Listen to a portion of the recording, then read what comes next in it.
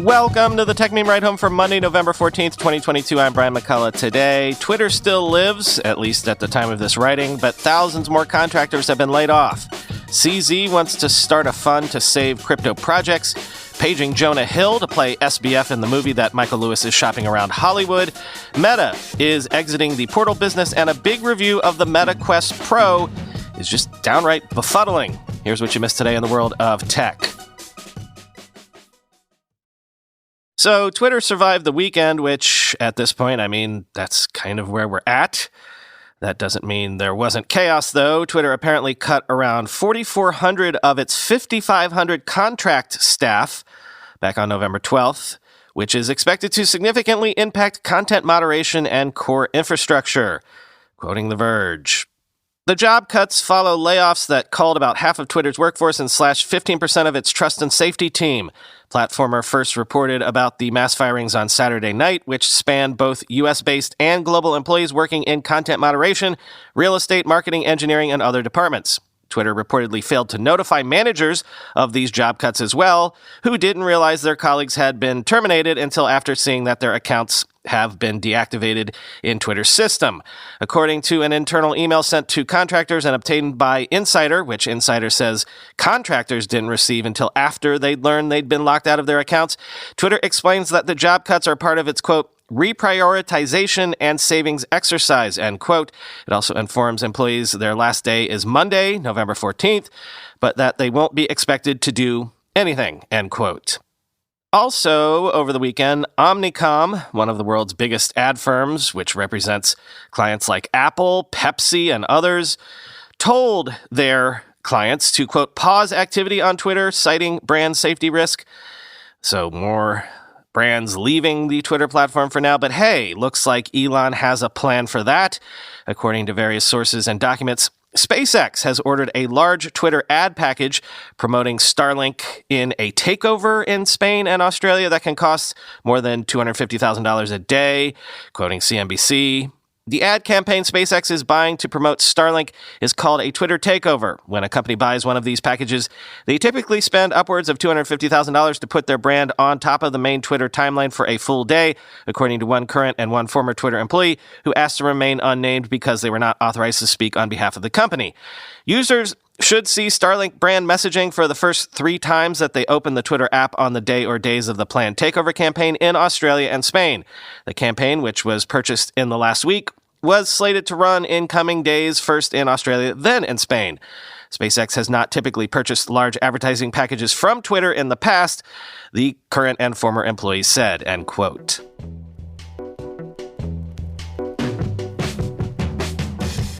As for the other big story of the moment, Binance and Huobi have blocked deposits of FTX's native token FTT after more than 192 million FTT tokens worth around $400 million were suddenly released out of schedule and without warning from FTX. So is SBF trying to free up some funds again? Binance also announced a recovery fund to help otherwise strong crypto projects facing a liquidity crisis right now. Justin Sun says Tron, Huobi, and Poloniex will support Binance, quoting CoinDesk. CZ said that more details will be announced in the coming days and said that the fund is open to industry co-investors. Tron founder Justin Sun said that Tron, Huobi Global, and Poloniex will support Binance in its initiative. Huobi Global also confirmed this in a tweet. This announcement comes a month after Binance Pool said it was committing $500 million in the form of a lending facility for struggling Bitcoin miners. Binance's BNB token is up 3% on the news. Bitcoin and Ether also both gained 4% after the announcement was made. In remarks made Monday at the B20 summit in Indonesia, CZ said he wants the industry, as well as regulators, to take responsibility for cleaning up its act. Quote, "We will try to collect the other industry players together to form an industry association globally and try to deal with some of the common standards in business," CZ said, citing recent crypto market events as a reason for the initiative to happen very soon, end quote. I hope you read that long read about CZ that I suggested in the long reads on Friday, because when it comes to crypto, to quote that Tom Hanks movie, he's the captain now, it seems. Over the weekend, lots of speculation as to whether or not Sam Bankman-Fried and associates were either being arrested in the Bahamas or had fled the Bahamas in a private jet. As far as I can tell, neither of those stories proved to be true. I think I should also make something clear. That whole CZ, did he cause FTX to blow up narrative that I latched onto last week, it seems to be immaterial to what actually happened. An FTX balance sheet that got revealed over the weekend showed $9 billion in liabilities and a mere $900 million in liquid assets. So this seems to be a case of SBF straight up taking the money that investors put into FTX, that users sent to him via FTX, and then spending it, allegedly. So maybe he was pushed by CZ, but all that push probably did was reveal widespread, straight-up theft that already existed, allegedly. According to CryptoQuant, users have removed $3.7 billion in Bitcoin, $2.5 billion in Ether, and more than $2 billion in stablecoins from various exchanges between November 6th and November 13th. As FTX collapsed. The good news is, at least at the time of this writing, no other exchanges or crypto platforms have blown up today due to the spreading contagion yet. And one more thing. Michael Lewis has reportedly been shadowing Sam Bankman-Fried for the last 6 months in order to eventually write a book about the whole crypto space. You know Michael Lewis. He's the guy that wrote the books The Big Short, Flash Boys, and Liar's Poker. Apparently, the Hollywood talent agency CAA is pitching Lewis's yet-to-be-written book on FTX's collapse to Hollywood buyers as we speak. And look, all that really means is that there is only one person who can play Sam Bankman-Fried in the inevitable movie, Jonah Hill. Time to let your hair grow out again, Jonah.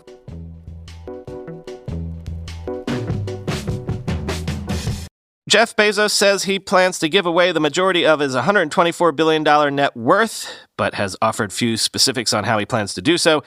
Bezos had been criticized for not signing up with the Giving Pledge, that whole thing that Warren Buffett, Bill Gates, and Mark Zuckerberg all signed up for to give away their fortunes while they were still alive, quoting CNN Business. Though Bezos' vow was light on specifics, this marks the first time he has announced that he plans to give away most of his money. In a sit-down interview with CNN's Chloe Melas on Saturday at his Washington, D.C. home, Bezos, speaking alongside his partner, the journalist-turned-philanthropist Lauren Sanchez, said the couple is, quote, building the capacity to be able to give away this money, end quote. Asked directly by CNN whether he intends to donate the majority of his wealth within his lifetime, Bezos said, yeah, I do. Bezos said he and Sanchez agreed to their first interview together since they began dating in 2019 to help shine a spotlight on the Bezos Courage and Civility Award granted this year to musician Dolly Parton, end quote.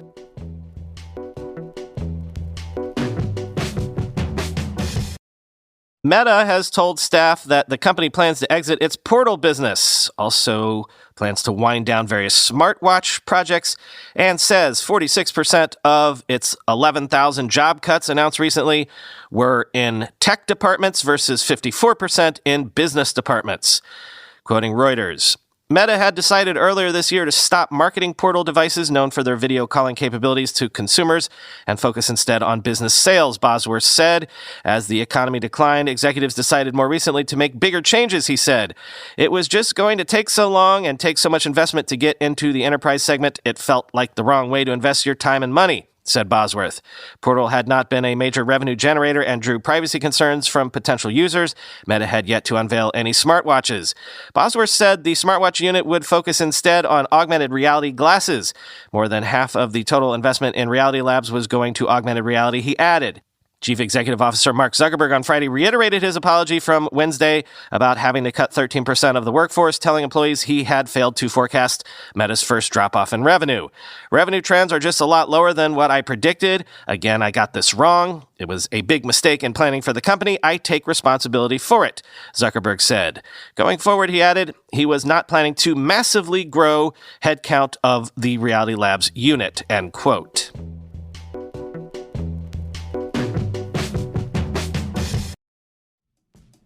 If you're anything like me, you have a certain tendency to put things off until the very last minute. Family Christmas lists are already circulating, but if my lifelong pattern holds, I won't get that done till week of.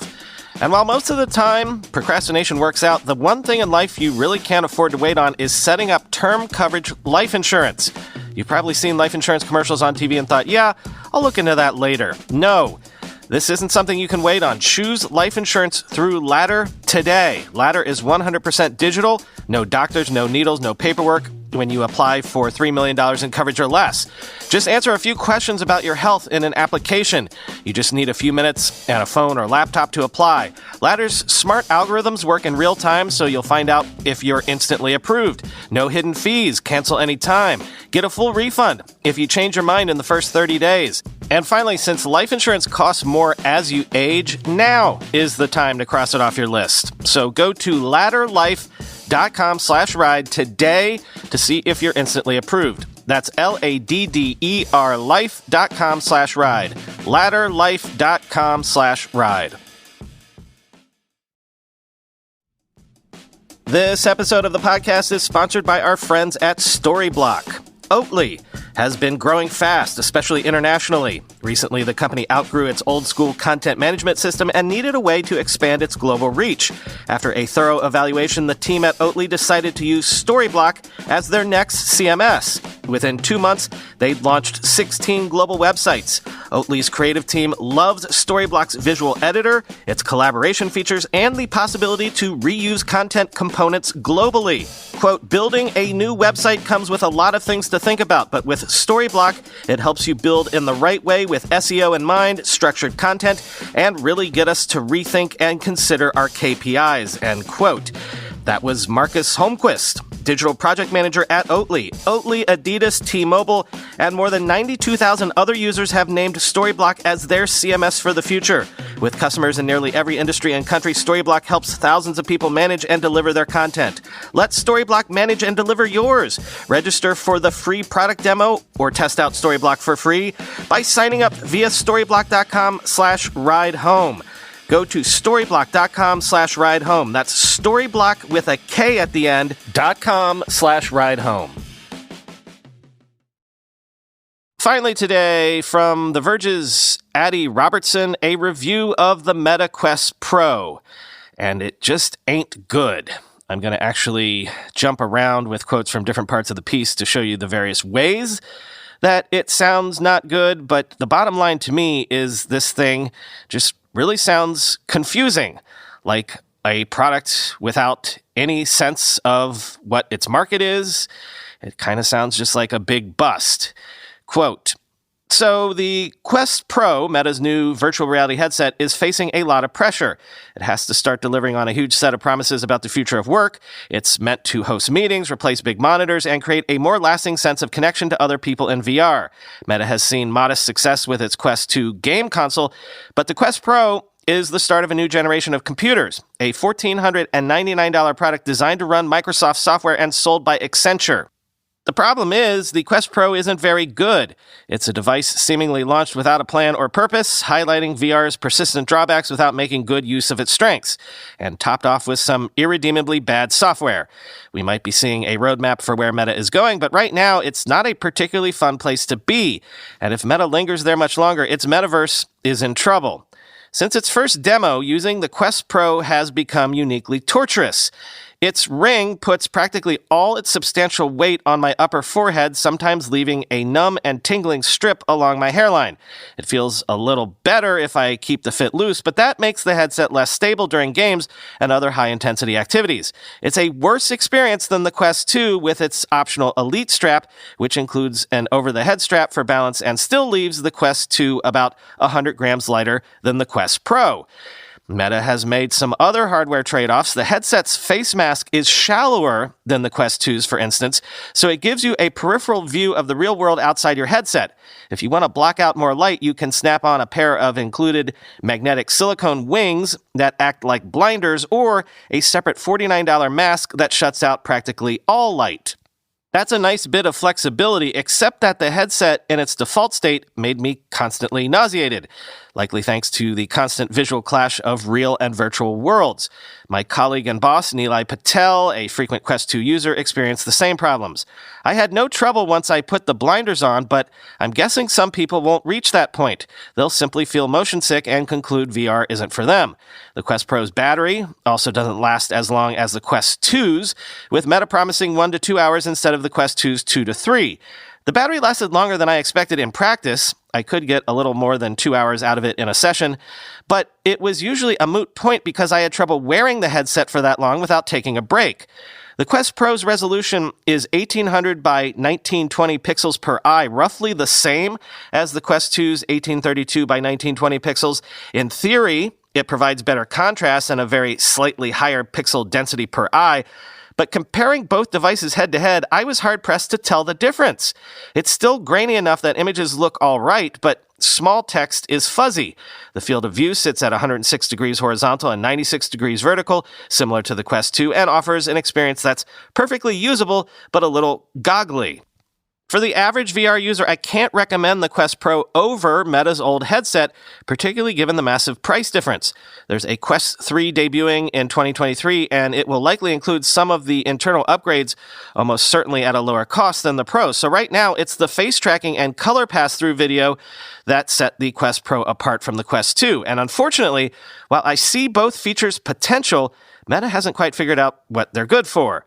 Pass-through video is a midpoint between conventional VR and HoloLens-style AR glasses, displaying a live video feed of the real world through a headset. It offers real advantages over AR glasses right now, including typically a wider field of view and virtual objects that look completely solid rather than remaining a little bit transparent. That enables things like virtual big-screen monitors that sit in front of your face in an otherwise visible office. But Meta's color pass-through doesn't look remotely like the real world. Video footage is fuzzy in the Quest Pro's grainy display. The feed is murky in low light, washed out or flickery in bright light, and sometimes luridly saturated in between. Reading real-world phone or computer screens through it is virtually impossible. It's a fine system for dipping into the physical world while you have a conversation or get a cup of coffee, but it's not vastly more useful or pleasant than the Quest 2's black and white pass-through. Eye tracking, meanwhile, enables foveated rendering, which lets apps display virtual objects in more detail by only sharply rendering the pixels in front of your eyes. It's a promising feature, especially for gaming, since the Quest is still running on a mobile chipset with limited power. But again, the current use is limited. Meta has one confirmed app that uses foveated rendering, the game Red Matter 2, which renders at a high resolution in the Quest Pro, but is still held back by that fundamental graininess. Face tracking is primarily useful in Horizon, the Meta social platform that includes a Roblox-like recreational metaverse called Worlds and a personal office dubbed Workrooms. Worlds and Workrooms are available for the Quest 2 and Quest Pro alike, but Workrooms is particularly aimed at pro users, and there's just no nice way to put it, it's one of the worst apps I've ever used. Workroom's personal office component is a little better, mostly because it's simpler. As mentioned above, the feature lets you install remote desktop software on your Mac or PC and then project your real computer inside the headset on up to 3 virtual big screens. But the Quest Pro hardware isn't ready for full-time office work. It's too heavy to be comfortable, and its screen makes website and app text maddeningly fuzzy. I swore I would use the headset as a full-time computing device during this review, but I managed about a day before scaling back to short sessions. It was just too painful for my eyes and head. And Workrooms is supposed to be a core part of the Meta Quest Pro strategy. VR big screens are one of the only things I've heard even VR skeptics discuss buying a headset for. Consumer VR is still a work in progress, and Meta has always made compromises with its headsets, but it's typically offered something that transcends them. The original Oculus Rift had no motion controllers and an elaborate tracking setup, but it launched with games that highlighted the sheer wonder of looking around in a VR space. The first Quest had limited graphical power, but it offered a catalog of experiences that worked great with wireless VR and motion controllers. These headsets offered options that nothing else on the market could match. The Quest Pro doesn't have any of that careful management. Meta is promoting it for uses that its hardware still can't make enjoyable, offering technically innovative features without doing a good job of showcasing them. Even at their worst, earlier Meta headsets felt a little bit like magic. Using the Quest Pro just feels like work, end quote.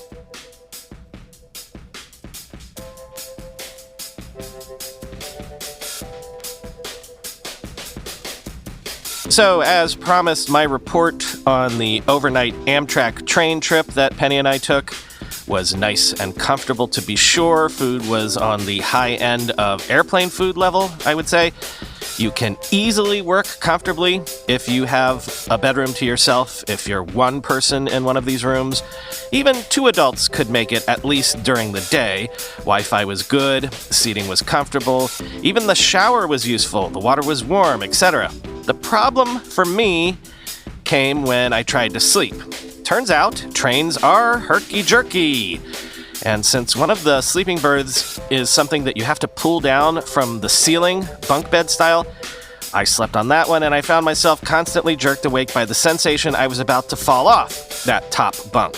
Yeah, it had a sort of seatbelt-like net that would have caught me if I fell, and the bed was spacious. I'm 6 feet exactly, and I could stretch out completely, but I couldn't get my lizard brain to stop panicking every time the train lurched, convinced I was going to fall down. Now, Penny slept down below me. The couch pulls out to a full-size mattress, and if I had slept down there closer to the ground, maybe the sensation of falling would have gone away. Penny slept fine, slept all night. I only slept about 3 hours. I feel like if I had another night on the train, I maybe would have gotten more used to the bumps and bustle of the train moving, but it didn't help that around Buffalo, the train conductor seemed to go to ludicrous speed. Some of those turns were legit harrowing, and every time we went over a bridge or something, you could really feel it. So bottom line, I don't think we'll do the family train trip. Sure, we could get the bigger family bedroom that sleeps 4 or get 2 conjoining rooms. But if it takes us 2 nights to get all the way out to Arizona, which is where I wanted to go, and my wife and I don't get any sleep over those 2 days, by the time we got out to the Grand Canyon, we'd be too tired to enjoy it. I still think I might try the experiment of doing a Papa mental health trip sometime in the spring, though, maybe out to Seattle or San Francisco, do the show from the train for a day or 3. But yeah, experiment mostly failed, unless you're a deeper sleeper than I am, which is a shame because the whole working and just chilling and reading and watching movies while watching the world go by thing was perfect. I felt snug as a bug in a rug. Anyway, talk to you tomorrow.